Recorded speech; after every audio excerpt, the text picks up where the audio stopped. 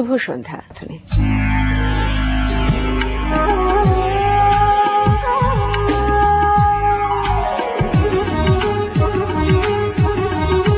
প্রিয় দর্শক, আমাদের আজকের অতিথি তথ্য প্রযুক্তি বিশেষজ্ঞ, Bangladesh institute of ICT in ডেভেলপমেন্টের প্রধান নির্বাহী কর্মকর্তা শহীদউদ্দিন আকবর। চলুন কথা বলি তার সঙ্গে। শুভ সন্ধ্যা। শুভ সন্ধ্যা। ভালো আছেন? জি ভালো। আপনারা ভালো আছেন? ভালো আছি। আগামীকাল থেকে তো বিআইআইডির আয়োজনে একটি কর্মসূচি শুরু হতে যাচ্ছে, আগামীর ই কৃষক। তো চিন্তাটা কি আপনাদের, যে আগামী কৃষককে আপনারা সব ডিজিটাল কৃষকে দেখতে চাচ্ছেন? আমরা মূলত অনেকদিন যাবতই কৃষকদেরকে নিয়ে কাজ করি এবং আমাদের এর আগে বেশ কিছু কাজ হয়েছে। আমরা আসলে তথ্য প্রযুক্তির সেবাটাকে কৃষকদের মাঝে কিভাবে নিয়ে যাওয়া যায় সেই সংক্রান্ত বিভিন্ন ধরনের কর্মসূচি নিয়েছি। তো এটাকে আনুষ্ঠানিকভাবে এই পর্যায়ে আমরা আগামীর কৃষক ই কৃষক নামে উপস্থাপন করার চেষ্টা করছি, যার মাধ্যমে কৃষকদের কাছে তথ্য প্রযুক্তির সেবা দিয়ে নতুন জিনিসপত্র নিয়ে যাওয়া যাবে। সো এটা আগামীকাল শুরু হবে এবং প্রায় 3 মাস ব্যাপী এটা সারা দেশে চলবে। 3 মাস ব্যাপী তো বিভিন্ন রকমের আয়োজন থাকবে, তো সেগুলো কি কি ধরনের? মূলত আমাদের অভিজ্ঞতা থেকে বলে আর কি, যে কৃষকদের মধ্যে নতুন জিনিসপত্র ব্যবহারের ব্যাপারে কিছুটা অনীহা আছে বা অসচেতনতা আছে, যেটার জন্য আমরা আসলে অ্যাওয়ারনেস বিল্ডিং এর জন্য বেশি ফোকাস করব। সেক্ষেত্রে আমরা হাট কেন্দ্রিক প্রোগ্রাম, কলেজ কেন্দ্রিক প্রোগ্রাম এবং ইয়াং ফার্মারদেরকে আমরা আসলে টার্গেট করার চেষ্টা করছি, যারা তথ্য প্রযুক্তি ব্যবহার করেন অলরেডি। সেই সাথে আমরা চেষ্টা করছি কৃষি সম্প্রসারণের সাথে যারা জড়িত আছেন তাদেরকে প্রশিক্ষণের ব্যবস্থা করা এবং কৃষকদেরকেও দেখানো, ডেমনস্ট্রেট করানো যে আসলে তথ্য প্রযুক্তি ব্যবহার করলে লাভ আছে। এর পাশাপাশি আমাদের একটা প্রতিযোগিতার আয়োজন করেছি আমরা, যেটাতে বলছি যে তোমরা একটা আইডিয়া দাও যে মোবাইল ফোন এবং ইন্টারনেট কিভাবে কৃষিকে উন্নতি করতে পারে এবং তাদের মতো করে তারা বলুক, এবং সারা দেশে এটি চলবে এবং তাদের জন্য যারা এখানে পুরস্কার পাবেন এবং এটা আগামী একটা বড় প্রোগ্রামের মাধ্যমে কৃষকদেরকে এটাতে পুরস্কৃত করা হবে। এটাতে শুধুমাত্র কি পার্টিসিপেট করবে কৃষকরাই? এটাতে শুধু কৃষকরাই পার্টিসিপেট করতে পারবেন। কিভাবে তারা অংশগ্রহণ করবে? এখানে 3 রকমের মিডিয়া রাখা হয়েছে, যে তারা চাইলে এটা ইমেইলের মাধ্যমে তাদের আইডিয়াটা আমাদের কাছে পাঠাতে পারবেন, অথবা তারা চাইলে ভয়েসের মাধ্যমেও সেটা দিতে পারবেন, অথবা ইন্টারনেটেও সে অনলাইনে এটা ফিল আপ করতে পারবেন। সো এটা যে যার যেটা সুযোগ থাকবে সেটার মাধ্যমে, কিন্তু আইটি ব্যবহার করতে হবে তাকে এই প্রতিযোগিতায় অংশ নেওয়ার জন্য। আপনারা কি পৌঁছে দিয়েছেন বার্তাটা সবার কাছে যে তারা এখানে অংশগ্রহণ করবেন? আমরা পৌঁছে দেওয়ার চেষ্টা করছি। ইনফ্যাক্ট আগামীকাল এটা লঞ্চ করা হচ্ছে। আগামীকালকে আমরা বারকে আমরা এটা উদ্বোধন করব এবং সেই সাথে এটাকে সারা দেশে 18 তারিখ থেকে রোল আউট করা হবে, তখনই তারা জানবেন। এবং তারপরে এটা 3 মাসের শেষ পর্যায়ে এসে আমরা এই প্রতিযোগিতা আয়োজন করব, ফলাফলটা দিব এবং সেই সাথে যারা বিজয়ী হবে আমরা সেই সব সফল 100 জন কৃষককে সারা দেশে বিভিন্ন এক্সচেঞ্জ প্রোগ্রামের আয়োজন করব, যাতে তারা এক জায়গার কৃষক আরেক জায়গায় গিয়ে তাদের উন্নত প্রযুক্তিটা দেখতে পারেন। সো এটা একটা লম্বা প্রসেস, 3 মাস ক্যাম্পেইনটা চলবে, তারপর আবার কিছুদিন আমরা এক্সচেঞ্জ প্রোগ্রাম আয়োজন করব। আপনি বললেন যে আমাদের দেশের কৃষকরা যে নতুন নতুন যে প্রযুক্তি সেগুলো ব্যবহারে খুবই অনীহা তাদের, সেক্ষেত্রে এই যে ইমেইলের মাধ্যমে, ভয়েস রেকর্ডারের মাধ্যমে, এটা কি মনে হয় না যে খুব টাফ হবে?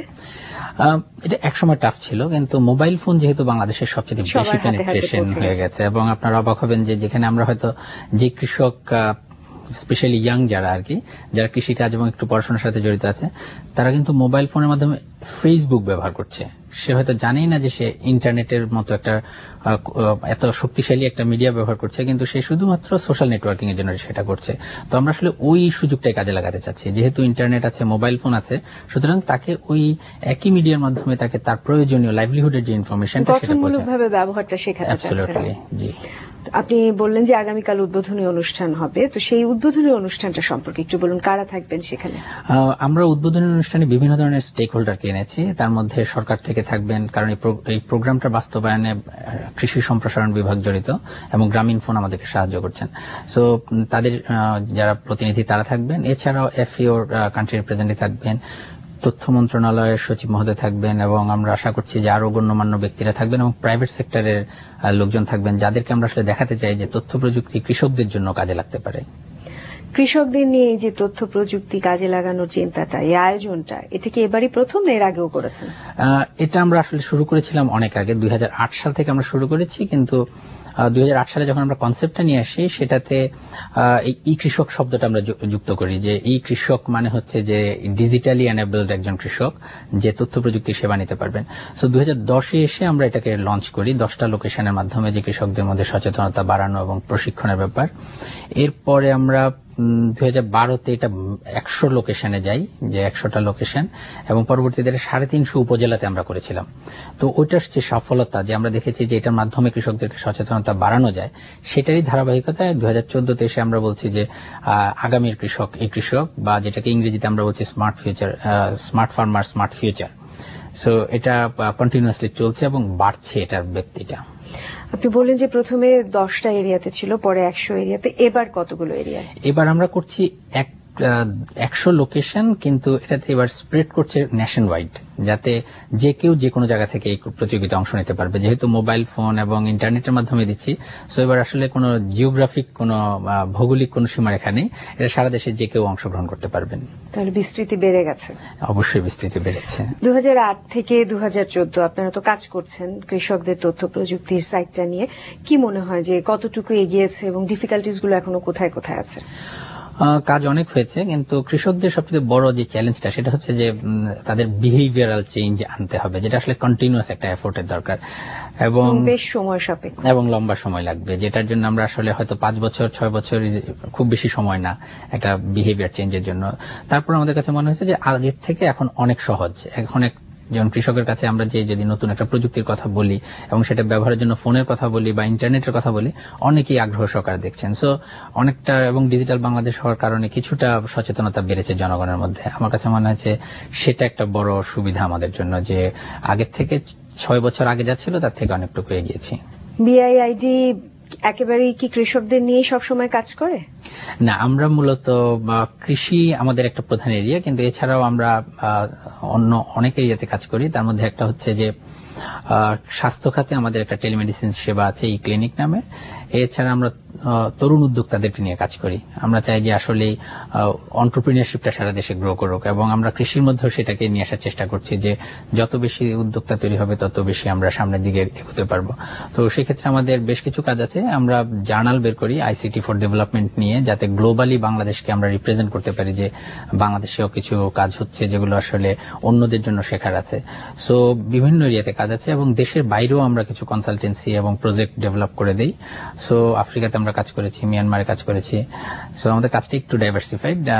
সেখানে কি কৃষকদের নিয়ে কাজের সাথে আপনারা জড়িত? এখানে দুটো রকমের কাজ আছে, একটা হচ্ছে কৃষকদের সাথে কাজ, আর একটা হচ্ছে টেলিসেন্টার নিয়ে আমরা কাজ করি, যে তথ্য প্রযুক্তিটাকে একজন সাধারণ মানুষ গ্রামে মূলত কিভাবে সে এটা পাবে।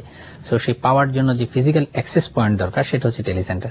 সেগুলো কিভাবে স্থাপন করা যায় এবং এটার সাস্টেনেবিলিটি কি, বিজনেস মডেল কি হবে, এগুলো নিয়ে আমাদের কাজ আছে, সেগুলো আমরা করে থাকি। সেক্ষেত্রে তো আপনারা অনেক কিছু শিখতেও পারছেন, যে তাদের যে পলিসিটা সেটা এখানে কিভাবে ইমপ্লিমেন্ট করে সাকসেস হওয়া যায় এবং সাস্টেনেবিলিটিটা বাড়ানো যায়।